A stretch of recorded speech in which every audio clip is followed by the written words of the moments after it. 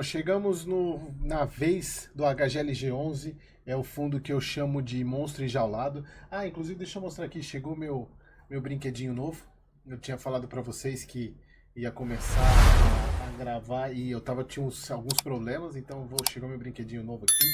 Vou começar as edições dos vídeos ficarão muito mais fáceis e muito mais ágeis, até pelo esse desafio que eu me proporcionei, na verdade, criei para mim mesmo, que é esse acompanhamento mensal, que vai passar de mais de 20 vídeos por mês, somente de fundos imobiliários. Então, eu preciso de um computador que me ajude principalmente a renderizar.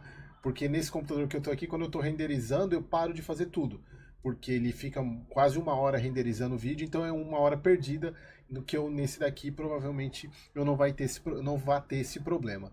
Então, vamos lá para o nosso HGLG, e aí tem um ponto que não pode ser uma notícia muito boa, mas não em relação ao fundo em si, porque ele já teve uma notícia excelente, que foi a questão da gestão, mas em relação àquele pagamento que normalmente que normalmente o HGLG principalmente ele faz nos finais de semestre. Vamos lá para o relatório gerencial? Então, aqui deixa eu pegar minha setinha aqui, o relatório gerencial de novembro, né, esse recente. Então ele deu uma subidinha na cota, se a gente comparar com o anterior, acho que ele estava fechando em 159. Não sei se é reflexo dessa questão da definição da venda da CSHG, mas o fundo deu uma recuperada. Cota patrimonial de 152, ele está acima, obviamente não tem nenhum impacto ainda sobre isso. Valor de mercado 5,5 bi, é um fundo gigantesco, aumentou mais quantidade de cotistas, 430 mil, muito cotista.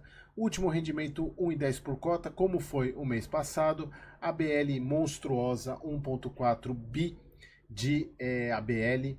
Dividend yield 8,2, R$ 3.514 por metro quadrado. A alavancagem física diminuiu um pouquinho.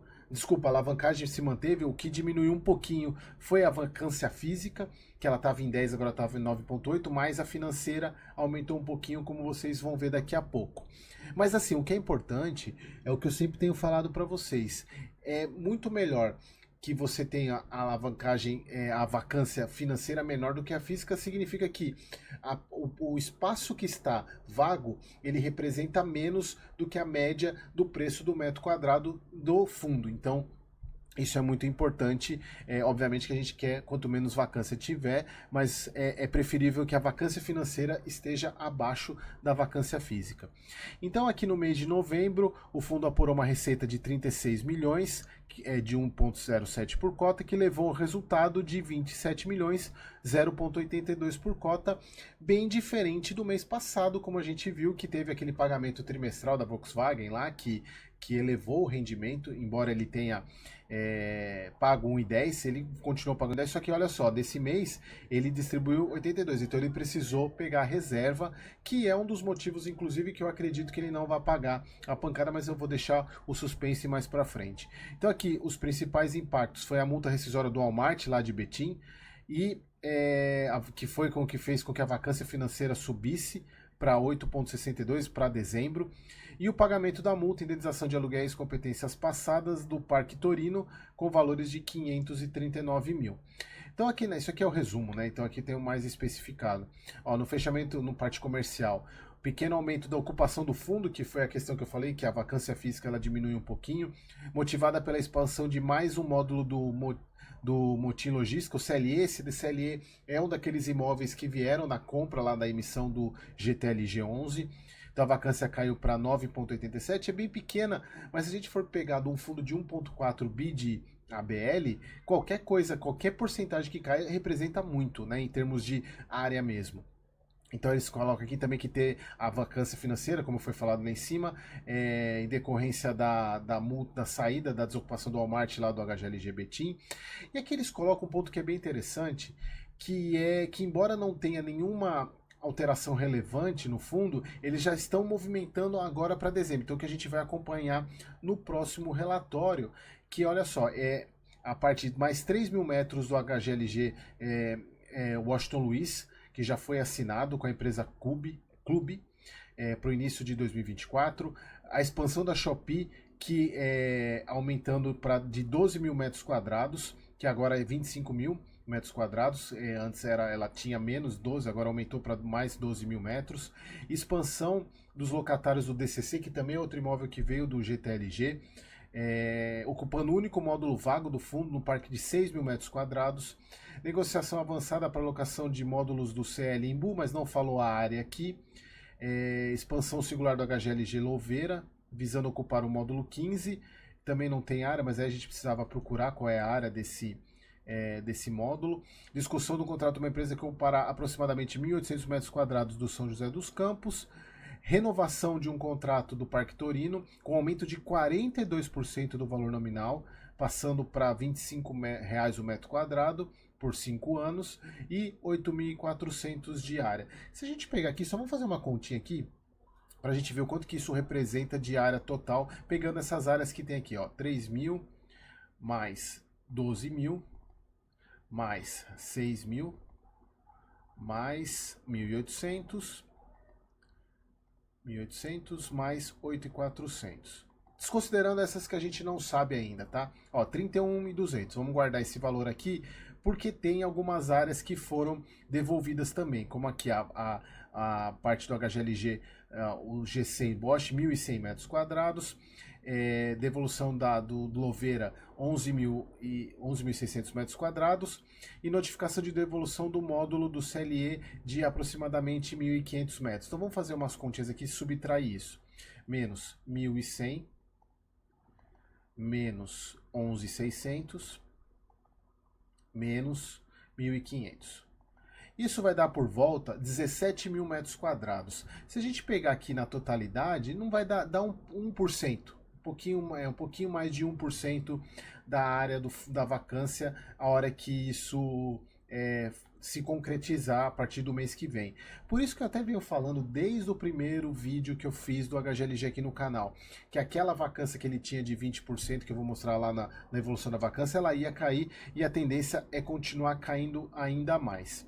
A parte técnica, que são os desenvolvimentos, né, tem aqui a parte do Itupeva, que é as obras de adaptação à entrada dos locatários no G200. Isso eu citei no relatório anterior, que deve ser finalizado agora em janeiro. Eles simplesmente replicaram isso. A parte do G300 e G400, que visam alcançar o melhor cenário para investimento e desenvolvimento do fundo. O desenvolvimento do Galpão 03, o G3, do Cone Multimodal, que é aquela obra de desenvolvimento que tem avanço físico e financeiro que a gente vai mostrar daqui a pouco. E aqui a principal notícia, né? Não é a setinha que eu queria colocar, mas é a principal notícia que a gente teve. Inclusive, eu não vou entrar em detalhe porque tem um vídeo no canal que eu falo sobre essa compra, que de fato fechou a questão da Pátria ter assumido a gestão da CSHG. Mas o que é mais importante, que é o time de profissionais que atuam, integra o time dedicado, eles vão para continuar com a gestão. Então, o que é importante é que vocês entendam que, independentemente da gestão que fosse, o fato das pessoas terem ido junto já é o que faz total diferença. Então, é muito importante isso acho que para o mercado foi a principal notícia, que é o que paralisou muito dos cotistas continuarem comprando fundos da CSHG, por isso que eu até acredito que as cotas começaram a andar de lado, até caírem, então agora acho que está voltando um pouco ao normal, mas é importante que isso aconteceu, é o melhor dos cenários. Mas eu não vou entrar em detalhes, tem um vídeo no canal, eu vou deixar aqui em cima esse vídeo, e aqui obviamente vai ser chamada uma assembleia dos fundos para explicar isso e ter votação para que isso aconteça. Obviamente que eu acho que não teremos problemas em relação a isso. Bom, aqui, um ponto aqui, a gente consegue ver direitinho a questão da diferença de outubro para novembro. Aí eu falo, por que os outros fundos não fazem isso? Colocar pelo menos o mês anterior, porque você consegue comparar como é que estava, como é que tá, porque é óbvio, é difícil a gente tem que abrir outro relatório para poder ver. Aqui já está tudo na cara, é muito mais fácil. Aqui a gente consegue ver nitidamente aquele efeito da multa trimestral, do pagamento trimestral da Volkswagen, e aí a gente consegue ver essa diferença de resultado. Aqui tem um ponto importante que acho que eu não citei no relatório anterior, que é a receita potencial do fundo, que é considerando ele 100% ocupado. que aí você tira a vacância, você tira as carências de desconto, antecipação de pagamento de dívida. Então a receita de locação é 28. Então o que é importante vocês observarem aqui, que a receita potencial ela é um caminho a percorrer. Então isso é muito bom porque o fundo ele tem potencial para crescer ainda mais. Sobre o resultado, agora que é o ponto mais importante, inclusive a própria chamada desse vídeo lá na thumb do vídeo, que é a questão seguinte. Os fundos da CSHG, eles têm esse costume, olha só, dezembro pagou 2,22, o normal era 1,10, em junho pagou 1,50, quando o normal é 1,10. A pergunta é, será que em dezembro, que está aqui, ele vai pagar acima de 1,10? Na minha visão, não, e isso que é um ponto que pode frustrar algumas pessoas, mas para o bem do fundo não tem necessidade também de fazer sempre isso. Por que eu falo isso, pessoal? Olha só. Isso eu expliquei, inclusive no relatório do mês passado. Se você não assistiu, assista o vídeo do mês passado, que eu falei o que provavelmente iria indicar se o fundo vai pagar ou não seria esse relatório agora, e eu entendo que não. Por quê? Olha só, se a gente pegar, é que aqui não vai dar para ver o anterior, mas vamos pegar maio e junho, dá para mostrar exatamente o que aconteceu. Olha só, a parte do resultado acumulado é o que sobra dos 5% que o fundo pode reter da distribuição. Lembra, ele é obrigado a distribuir 95%. Então, olha só, aqui em maio, ele distribuiu praticamente 40 centavos para poder chegar nesses 1,50 aqui em junho. E ele manteve 1,03. Olha só, é basicamente muito parecido com dezembro. Então, a gente entende que esse valor de saldo acumulado de 1,05 a 1,08, 1,09 é o saldo de 5%. Então, ele manteve isso. Olha só, subiu para 1,49, em agosto teve que usar, em setembro teve que usar, em outubro ele na verdade ele aumentou um pouquinho, né, porque teve o pagamento do aluguel trimestral da Volkswagen, que fez com que voltasse um pouquinho a reserva, mas agora em novembro, como o resultado dele foi 82 centavos, aqui ó, ele foi 1,16, ele conseguiu economizar 6. Só que aqui ele precisou, para chegar nos 1,10, pegar 28 centavos da reserva. Foi para 0,77. E olha só, para ele pagar mais do que 1,10, se não tiver nenhum evento que a gente não está esperando, alguma venda, algum recebimento que não está sendo mostrado, ele vai voltar a pagar 1,10. Ele vai manter o pagamento de 1,10 e provavelmente vai ter que até usar um pouco dessa reserva que tem aqui. Porque o normal dele da receita de locação são os 28 milhões. Se ele está distribuindo quase 10 milhões a mais, ele vai precisar pegar essa receita, essa parte da parte dos 5%, então ele vai pagar 1,10. Aqui ele só poderia pagar mais do que 1,10 se viesse acima de 1,10 aqui em novembro. Só que não, ao contrário, a gente está vindo com 0,77.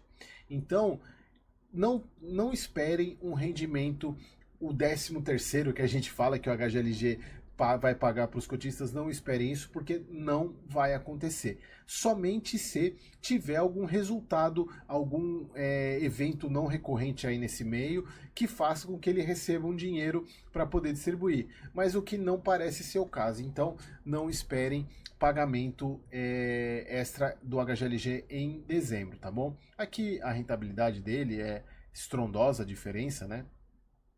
Parte de liquidez, o fundo, aqui olha só a evolução de cotistas, né? A gente teve um aumento de 6 mil cotistas de um mês para o outro, de outubro para novembro, tá chegando perto dos 500 mil cotistas, muito bacana. Aqui aquilo que eu tenho falado para vocês, a questão das disponibilidades é suficiente para pagar a alavancagem que o fundo tem, não é preocupante. Aqui tem um ponto que eu até tinha citado no mês, que eu tinha citado no relatório passado, que ele tem até 6 meses parcelas para receber do ativo, que são 30 milhões. Se ele receber alguma coisa, como está até 6 meses, receber alguma coisa no mês que vem, pode ser que ele tenha 30 milhões para receber aqui.